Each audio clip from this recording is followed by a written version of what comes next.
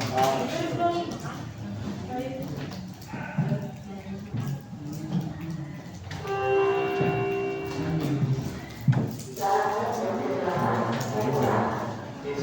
pelajaran seorang penyanyi.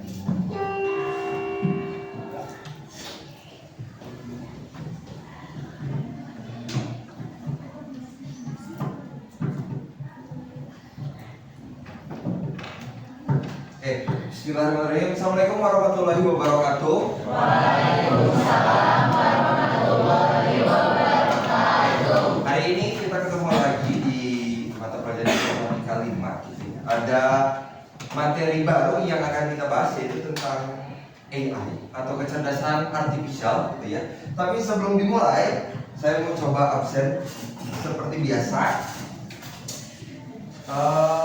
Muhammad Lutfi, Noval, Hadir Pak. Radit, Hadir. Rama, Bumi, Duaza, ya masih bukan ya? Siva, Yuna, Muhammad Abiza, Rafa, Bunga, Debria,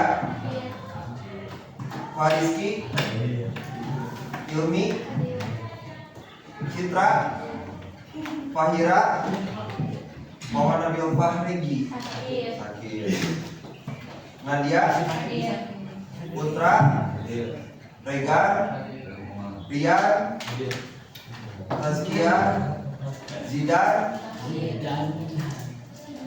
Nabil Firdaus, Rafida, Raihan, Revan, Rina, Trisandi. Oke.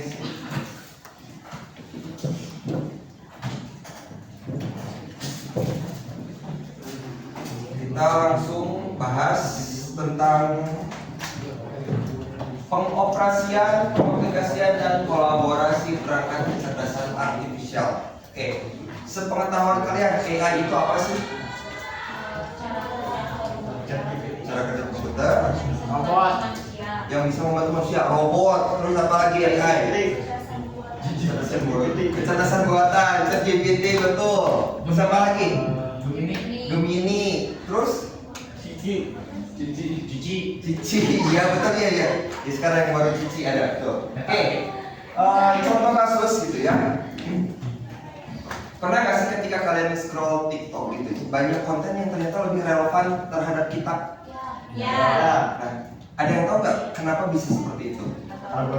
Algoritma, gimana coba jelaskan? Kenapa algoritmanya bisa sampai konten yang ditampilkan di feed itu bisa relevan dengan yang kita mau? Biasanya di pencarian itu loh Pak. Kan Ya. di kota ada pencarian. Nah, misal kita mau nyari rekomendasi makan di Bandung. Nah, nanti algoritmanya itu di FYI apa sih? Ya. Iya, itu muncul rekomendasi makanan Bandung karena kita tuh orang nyari. Oke, jadi intinya nyarinya cuma satu kali, tapi kesananya bakal terus gitu merekomendasikan. Oke, cara berikutnya kira-kira bagaimana? Menyukai postingan. Nah itu tuh menyukai postingan. Udah satu kali nge-like gitunya, nge-like postingan tentang itu pasti banyak yang muncul juga sih. Benar, pintar dari situ men. Bagus, hebat berarti. Terus apalagi kira-kira? Karena nge-share bisa, follow, betul, komen. Kita nonton konten itu dari detik awal sampai detik akhir full. Nanti dia akan menyesuaikan. Oke, berarti user ini dia suka konten yang seperti ini, maka akan lebih banyak lagi. Itu disesuaikan dengan regional, dengan historinya dia gitu. Jadi tiap user, tiap akun itu beda-beda konten yang ditampilkan di feed. Itu semua diolah oleh AI gitu ya. Jadi dimulai dari algoritmanya, kemudian historinya, dikumpulkan data-data dirinya, usia kalian berapa kan ketika membuat akun itu juga ada kan ya, tahun lahir gitu, kemudian asal, gender juga itu bisa menentukan. Itu semua dioperasikan oleh AI. AI itu simpelnya benar adalah suatu teknologi yang membantu pekerjaan manusia, bukan menggantikan. Sekali lagi, AI itu adalah alat. Alat itu yang bisa menggunakan dalam manusia. Jadi jangan takut kayak di film-film AI akan menguasai dunia gitu ya. AI itu adalah alat. Pintar-pintar aja kita memakai alatnya seperti apa. Next, kita masuk ke materi yang pertama. Kita kenalan dulu nih sama yang namanya AI. Tapi biasanya gitu ya, ketika orang mendengar kata AI yang ada di dalam pikirannya pasti untuk orang awam robot. Kenapa robot? Ya karena dia bisa berpikir sendiri, mengambil keputusan sendiri, bla bla bla. Padahal AI bisa dibuat lebih sederhana daripada robot.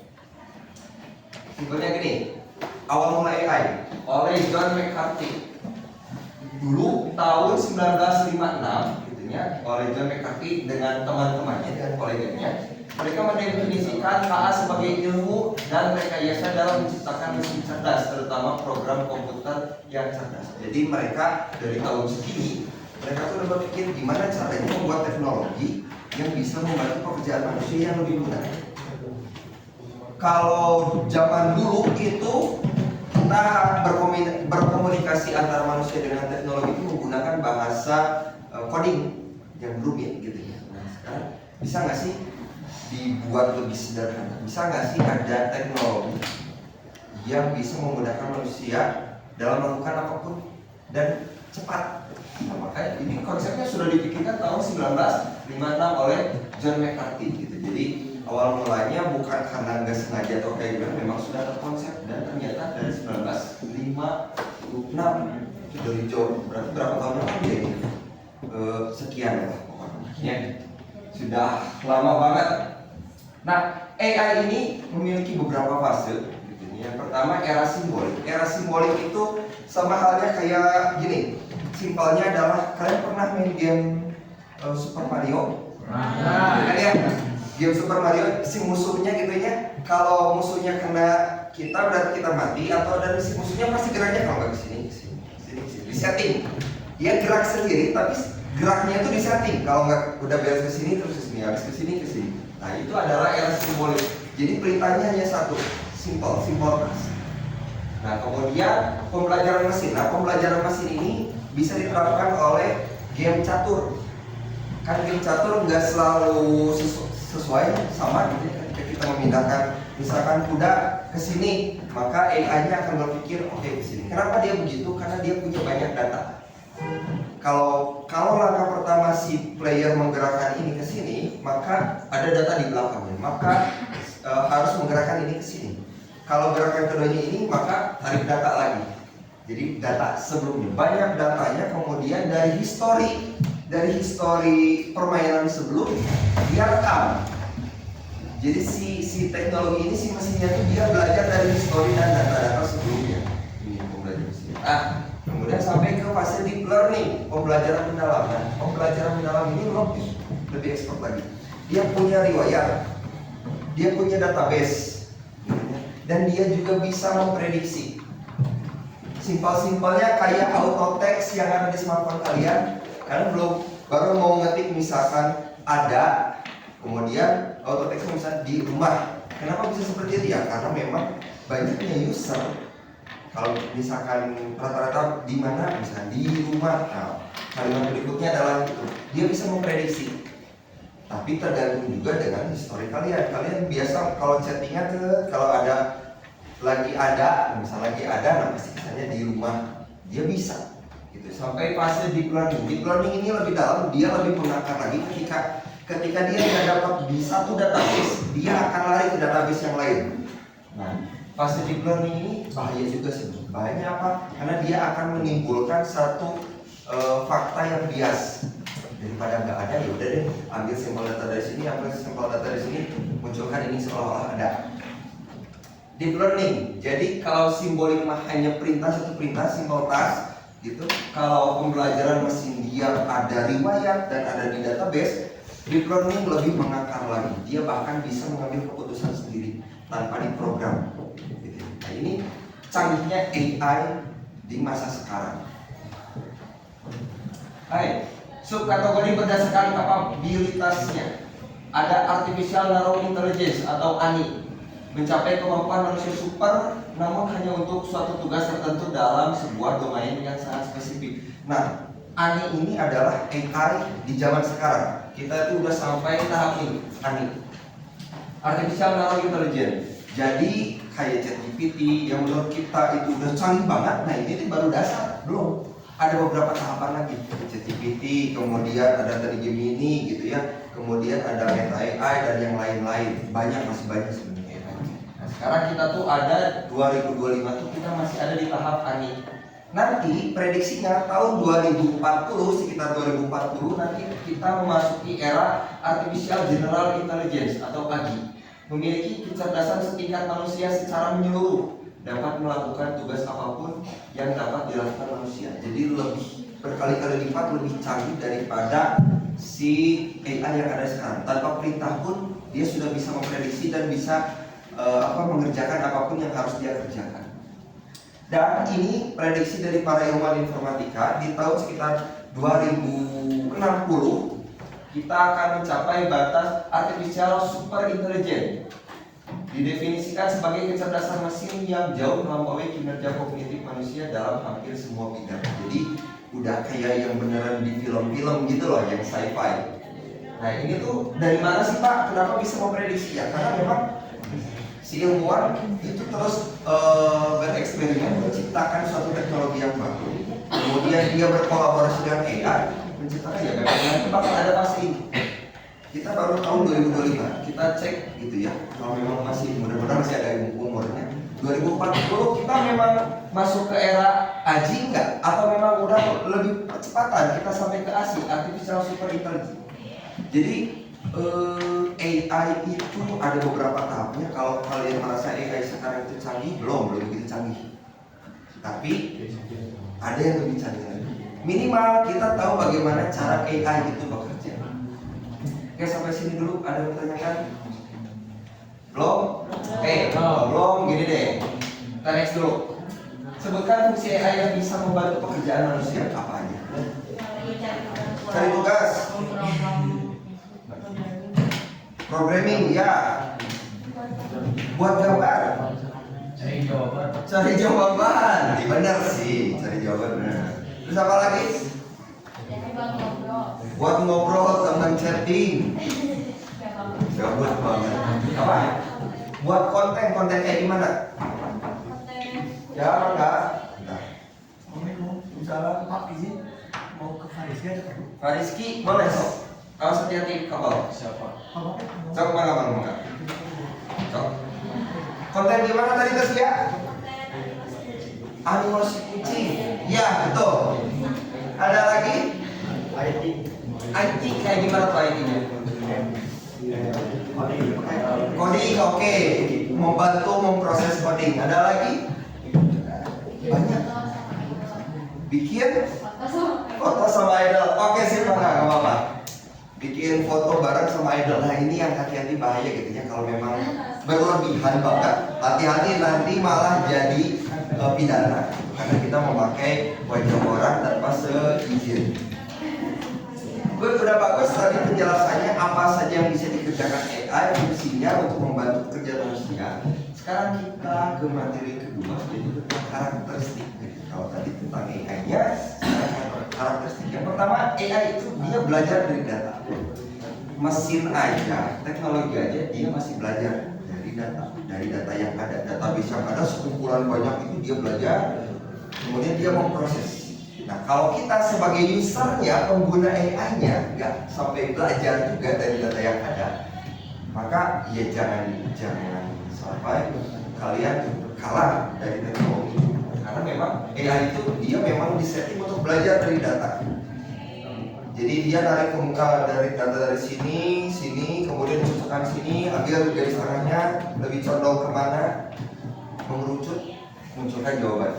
Jadi ada dari banyak beberapa referensi. Kemudian karakteristik berikutnya adalah dia beradaptasi dan meningkatkan performa. Jadi kalau misalkan Citra mau bikin gambar, nyuruh ChatGPT, ternyata nggak sesuai, dia melakukan iterasi yang pertama, perbaikan, revisi. Oke, ubah ininya begini, oke. Ubah lagi, revisi lagi. Nanti suatu waktu data itu direkam sama ChatGPT yang akunnya Citra. Jadi ketika Citra mau minta gambar, dia udah tahu oh si Citra mah tipenya dia suka warna ini. Karena data sebelumnya dia pengennya warna begitu, kemudian dia geometri atau misalkan dia kayak gimana tipe gambar. Dia merekam supaya jadi ketika si user ngasih prompt, ngasih perintah, dia bisa memperbaiki langsung sesuai dengan apa yang user inginkan. Kemudian dia menggunakan algoritma dan model prediktif yang tadi teh. Dari data-data yang sudah ada, dia sampai bisa memprediksi, oke, mungkin maksud si user ini adalah ke sini. Habis ini pasti dia ke sini. Kenapa tahu dari mana? Karena pola kebiasaan. Ada database. Kemudian mampu mengenali pola tersembunyi dan membuat keputusan secara otomatis. Kalau ChatGPT yang awal-awalnya tolong buatkan ini kemudian dia menampilkan mau saya buatkan secara utuh. Nah, bisa begitu kan ya? Kalau terus kalian minta langsung utuh, ya langsung dia akan ngasih datanya secara utuh. Karena si user itu mah dia nggak mau sekarang langsung main utuh. Jadi dia bisa ngambil keputusan sendiri tanpa adanya perintah. Nah, ini ada top 21 AI tools buat membantu pekerjaan. Ini sebenarnya di internet juga banyak gitu ya. Di TikTok, IG, Pinterest juga banyak untuk membuat video. Ada Hedra, Inspector, Filmora, Marketing, ada Simple, Jasper, Versado, AI Agent, ada ChatGPT, DeepSeek, apa ini? Infovia, kemudian dan lain-lain. Ini bisa kalian cari gitu ya. Barangkali ingat AI itu bukan mengganti pekerjaan manusia, tapi membantu. Jadi sifatnya adalah hasil dari AI perlu kita perbaiki lagi, perlu kita kaji ulang sebelum langsung dipakai. Next, ada nih perbandingan antara AI dengan manusia. Yang pertama, AI itu dia tidak memiliki perasaan, hanya mengikuti instruksi, jebret-jebret aja. Kalau manusia bisa berpikir sendiri dan memiliki perasaan serta kreativitas untuk berinovasi dan menciptakan ide baru. Nah, ide nama ide dari sini baru nanti diinstruksikan oleh AI. Jadi jangan sampai semuanya bergantung pada AI. Justru ide kreasi inovasi itu adanya di user di manusia. Ini menurut Martin dan Davis tahun 2019. Ada lagi? Ada perbedaannya. AI itu belajar dari data dan program yang diberikan. Kalau nggak diberikan, dia nggak punya data. Kalau manusia belajar dari banyak hal yang berbeda dan beradaptasi dengan lingkungan melalui interaksi sosial. Kalian ditempatkan di suatu lingkungan yang baru, nanti kalian juga bakal beradaptasi. Oh, lingkungan ini berarti harus saya begini, saya harus seperti ini, saya tidak boleh begini. Kalau AI nggak bisa, sesuai dengan prompt, sesuai dengan perintah. Next, hanya memahami hal yang ada di dalam datanya. Kalau manusia bisa memahami konteks yang lebih luas. Jadi kalau misalkan ngobrol sama teman, terkadang hanya eye contact atau gestur biasa aja udah bisa ngerti. Kalau sama AI harus detail sesuai dengan promptnya. Hanya bisa membuat keputusan berdasarkan angka dan pola. Kalau ini bisa memutuskan dengan pertimbangan emosi, nilai moral dan etika. Nah, ini spesial. Jadi jangan pakai 100% AI karena AI itu filternya kurang. Justru finalnya itu ada di kita. AI itu untuk membantu. Ide pertamanya dari kita, AI itu sebagai alat pembantu. Kemudian keputusan akhirnya adalah kita yang menentukan. Materi ketiga, cara kerja. Sampai sini dulu deh. Udah mulai ngantuk. Ada yang mau ditanyakan? Boleh? Itu kan dari data, masih datanya itu emang dari manusia, terus manusia yang bikin AI tersebut atau dari sendiri sudah ada. Oke, sip. Pertanyaan bagus.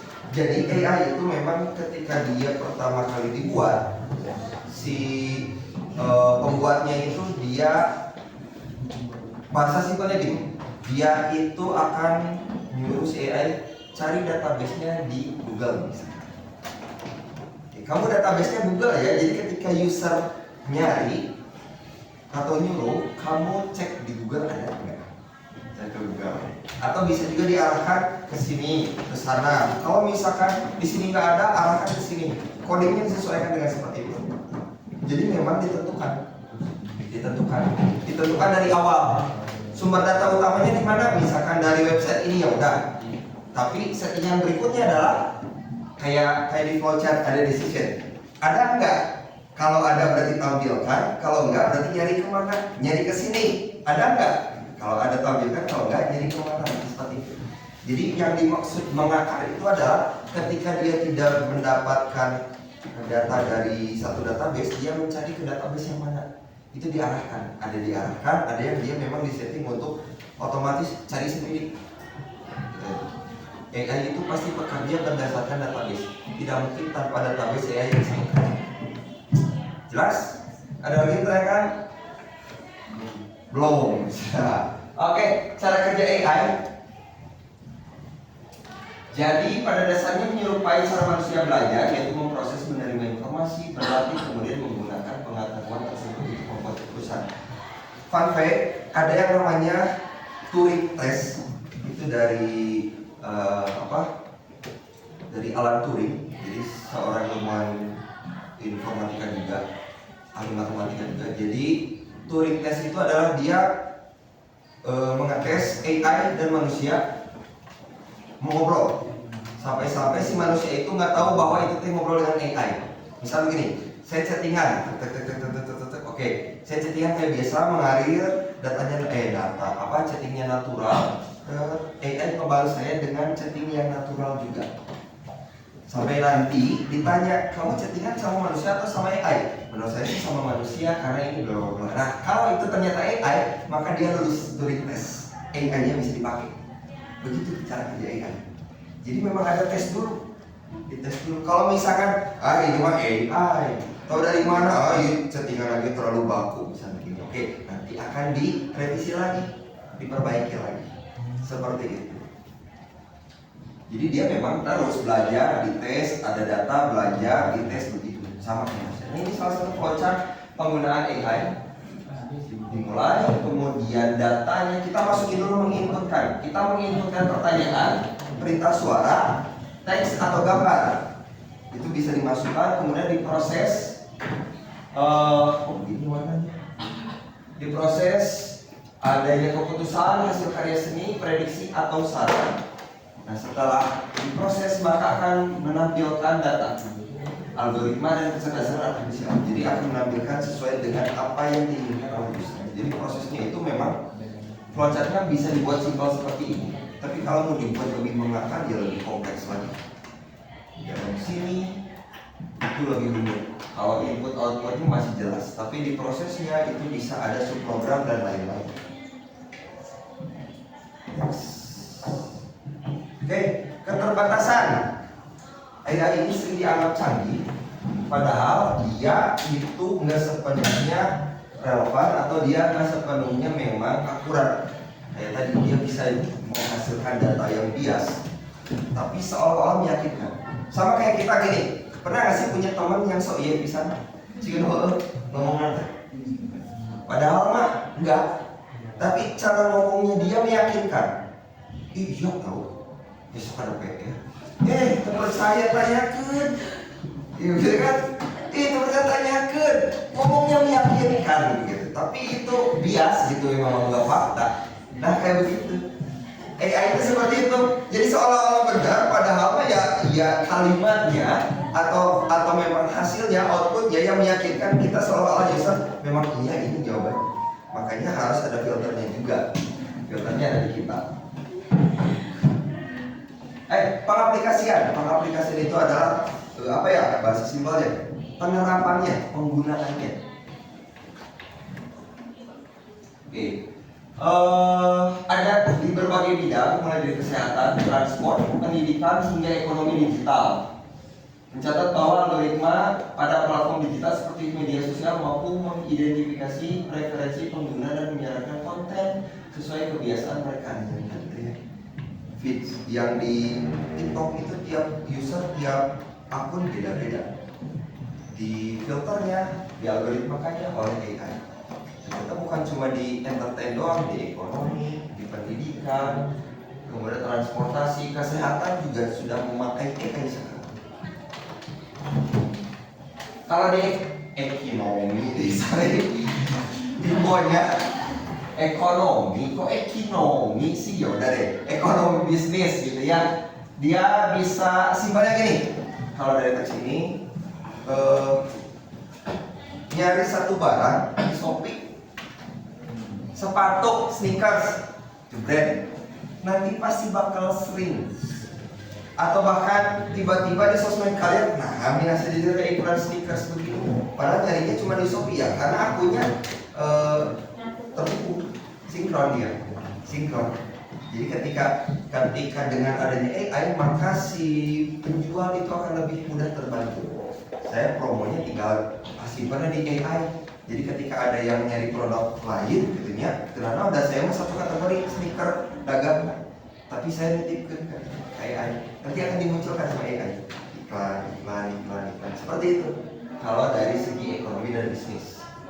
Next, kalau di pemerintahan ada kayak pelayanan pemerintahan yang serba cepat sekarang, chatbot gitunya. Kalau misalkan pengaduan disebut Cabil dan lain-lain gitunya, kalau kota kabupaten orang lain gitu ya, bagus-bagus chatbotnya langsung otomatis. Jadi gimana caranya saya mau buat KTP dengan cepat, jebret langsung oke, kamu tinggal datang sini, bla bla bla, ada chatbot gitu ya oleh AI. Dia dibalasnya bukan sama admin lagi, kan mun admin mah suka ada lila gitu ya, ada jam istirahat, jam kerja.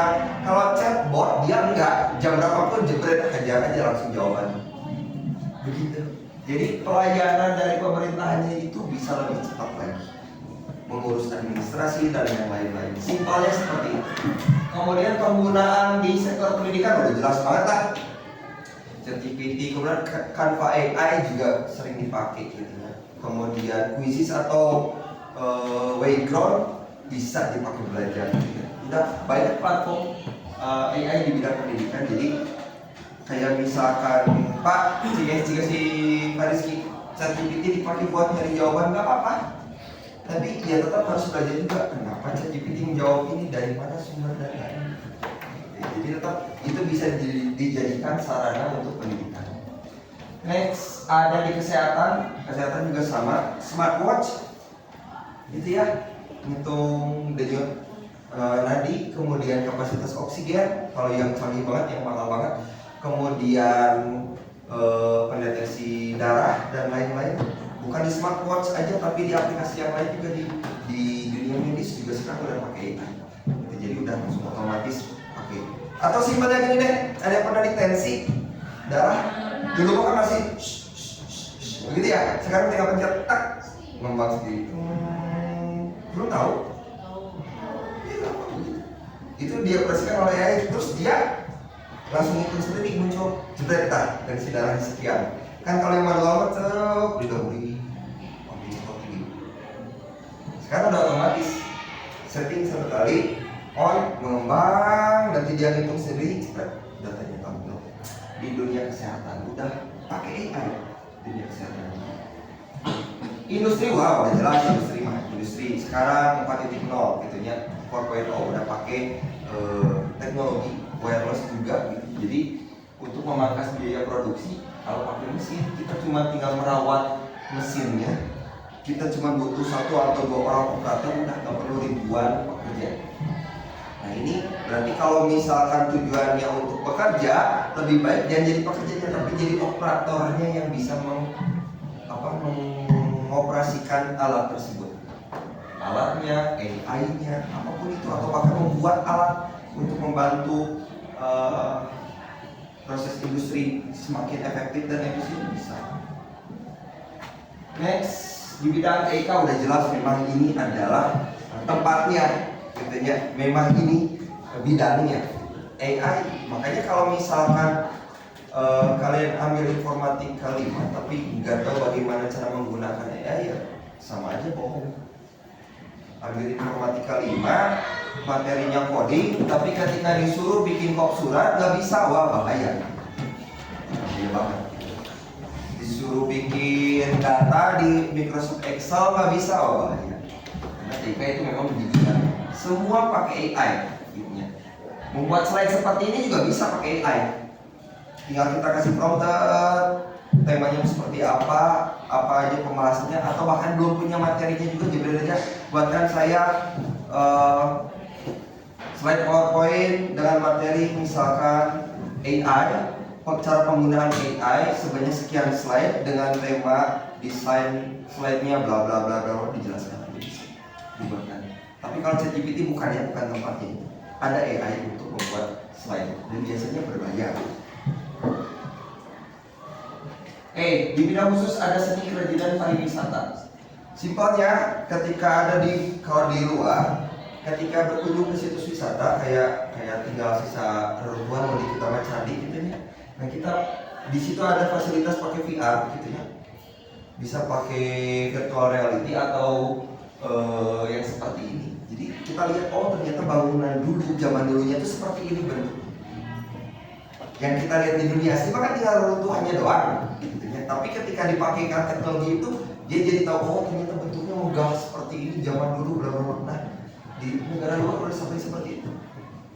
Kayak misal fosil-fosil ketika tinggal sisa tulang-tulang udah bisa langsung di virtualkan seperti itu.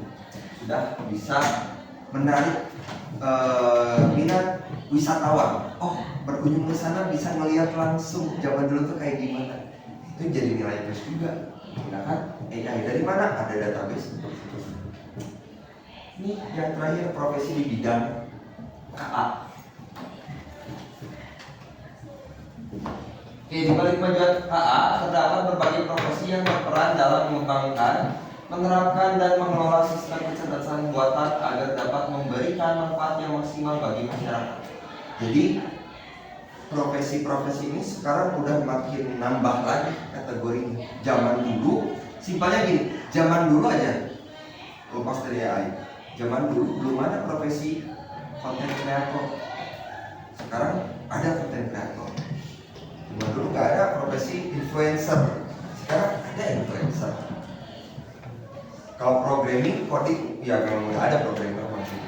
Tapi memang kalau sekarang masuknya ke AI, ternyata memang ada. Yang pertama ada data scientist, bertanggung jawab untuk mengumpulkan, menganalisis, menafsirkan data untuk membuat model KA yang efektif. Mereka menggunakan teknik statistik machine learning untuk menggali wawasan dari data bervolume besar. Jadi dia buat suatu AI yang dia bisa menarik berbagai sumber data. Jadi supaya ketika membutuhkan tentang A misalkan langsung muncul dari berbagai sumber tepat sesuai dengan keinginan. Kemudian yang kedua adalah machine learning engineer, merancang mengembangkan algoritma serta sistem yang memungkinkan sistem untuk belajar dari data. Nah ini juga sama. Jadi dia buat satu teknologi yang memang mesin itu ya udah deh tinggal dia bisa mandiri. Ketika dia belum bisa ini, dia bisa belajar sendiri. Dia bakal mencari di database yang lain. Operatornya nggak perlu kerja kasar. Dia mengkonsep saja. Kemudian di sini AI research scientist bekerja dengan melakukan penelitian atau riset mengembangkan teknologi KA yang baru. Ini lebih ke mendevelop atau mengembangkan teknologi yang ada. Kemudian ada robotic engineer, merancang mengembangkan robot yang menggunakan teknologi untuk beroperasi secara mandiri atau semi mandiri, kayak robot-robot industrial seperti ini. AI ethics specialist menilai mengelola dampak etika pengguna teknologi KA, memastikan bahwa aplikasi KA mematuhi standar. Nah itu. Jadi di setiap AI itu ada batasan-batasannya, apa yang boleh, apa yang tidak boleh. Kayak misalkan kalian tidak boleh punten membahas suatu hal yang mengandung unsur sara, pornografi di ChatGPT, dia pasti akan menolak. Kenapa? Ya karena ada batasannya, ada etikanya. Jadi kalau tidak ada orang yang seperti ini ya AI akan lebih liar lagi nanti. So, AI itu lebih bahaya. Sekarang aja kayak ngedit foto dengan idol aja gitu ya, tiba-tiba berdampingan ya biasa aja merangkul gini. Kalau nggak ada batasannya udah sampai mana nanti? Makanya ada batasannya. Ini penting sekali. Business intelligence developer menggunakan alat analisis. Nah ini yang lagi ngehits sekarang. Kayak yang kerja di Shopee, gimana caranya nih supaya langsung masuk? Boleh nggak apa-apa? Boleh nggak apa-apa. Jadi ada banyak gitu ya. Jadi gimana dia setting caranya supaya si produk ini lebih bisa menjual, mengiklankan secara otomatis.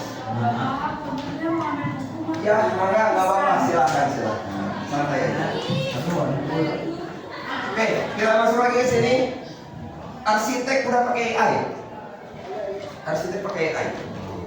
Mau rumah yang kayak gimana, mau berapa lantai, 7 lantai, oke, konsepnya kayak gimana, gini, oke, begini. Oke, tampilkan di layar, oke, kemudian kamu scan aja barcode ini nanti akan muncul program.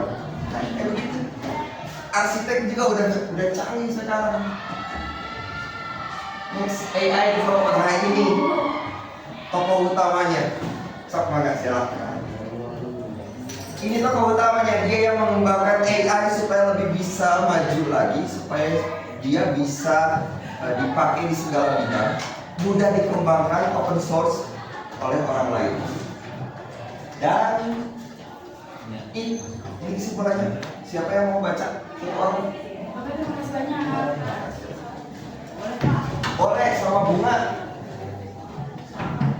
Kecerdasan artifisial atau AI itu bukan cuma soal teknologi canggih, tapi juga alat bantu yang bisa bikin hidup lebih mudah. Mulai dari bikin soal otomatis, bantu analisis data, sampai bikin tulisan. Semua bisa dipercepat dengan bantuan KA. Penggunaannya juga luas banget, dari dunia pendidikan, kesehatan, bisnis, sampai industri kreatif.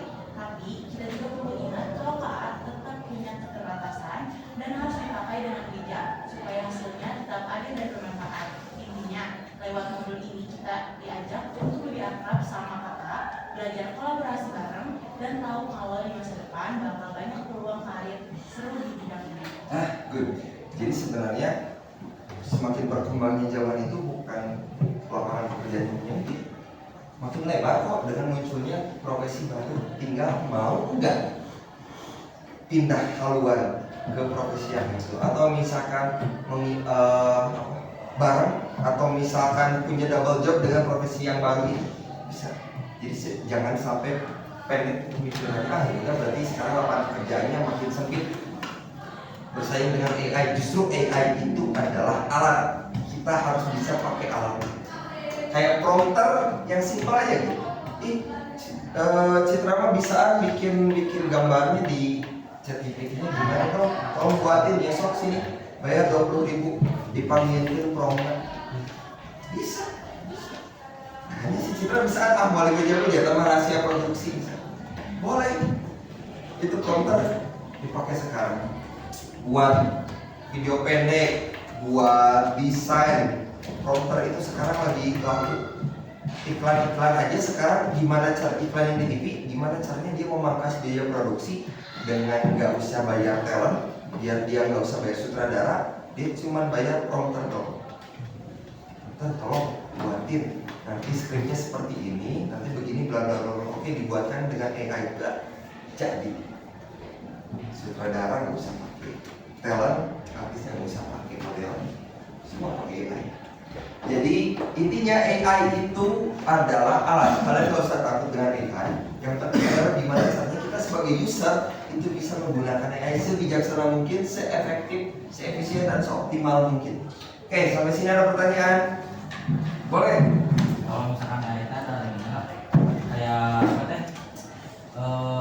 Kan kata bapak tadi kalau misalkan teknologi mah, kan misalkan teknologi yang benar-benar kelihatan gitu, kan misalkan VR gitu kan ada ininya perawatannya, kalau misalkan AI ada perawatannya. Oke. Karena AI itu dia berbasis coding, sama. Jadi ketika ada dia kena ransomware atau misalnya virus lah, kena virus, dia bisa di-hack, dia bisa di-crack, dia bisa dibikin ngaco sama orang gitu. Nah, salah satu cara perawatannya adalah dengan digital security. Jadi diperketat gitu. Jadi misalkan ini adalah resource-nya AI, codingnya segini, tapi kita lindungi. Nah, bagian sini yang kita maintenance. Jadi ketika ada orang yang mau nge-hack, hack itu sebenarnya nge-hack itu adalah dia melihat data. Gitu ya. Kalau crack, dia itu melihat, mengambil, merusak data. Nah, itu yang lebih bahaya itu cracker daripada hacker. Cracker, nah dia bisa merusak. Nah makanya kalau misalkan misal begini, di ChatGPT kita buat lebih ngaco aja, jadi nggak usah pakai batasan punten. Misalkan ngomongan muncul sara, kekerasan, pornografi, hapus aja filternya. Kan jadi ngaco tuh, geger tuh, oh ChatGPT ngaco nih bahaya. Nah itu kan merugikan juga. Nah berarti salah satu perawatannya justru bukan cuma di hardware-nya aja, tapi di software-nya juga. Di bagian mana? Di data, di security, digital security-nya seperti itu, di coding-nya. Jadi ada beberapa tim yang memang khusus untuk fokus di bidang itu, keamanan digital. Jelas apa? Sip, thank you. Ada lagi? Kalau nggak ada, udah beres sesi kali ini. Hari ini kalian belajar tentang AI. Hal apa yang kalian dapatkan dari pelajaran kali ini?